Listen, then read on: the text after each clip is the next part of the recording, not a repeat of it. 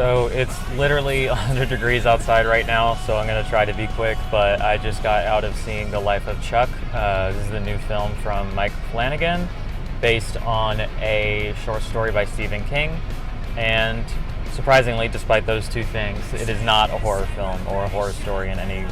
Well, there's some elements that could be considered horror elements, but it's mainly just a straightforward drama, coming-of-age story. It's a sort of magical realism, sort of low fantasy type of thing. It's kind of really hard to describe the plot without giving anything away. I kind of went into this blind, and I think that you should too, so I'll try to stay away from plot. I will just say that this has the feel of like a really bona fide, like instant classic. Like, this feels like the type of thing that should be taking off way more than it is. It's very, very...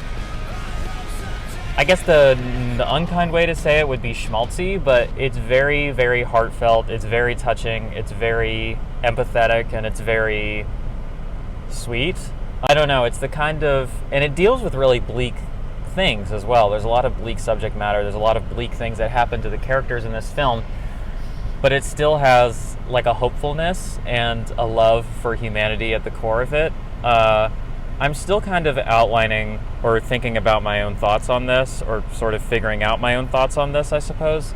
I'm not 100% sure how I interpret it, or even necessarily everything that I think happened, but it is really touching, and it is really moving, and it is really beautiful, and it does feel special. I'm gonna have to look to see how well this is doing, but I feel like it's not doing well in the theater at all. I think maybe it could get picked up again if a bunch of Oscar nominations come through for it, which I could definitely see happening.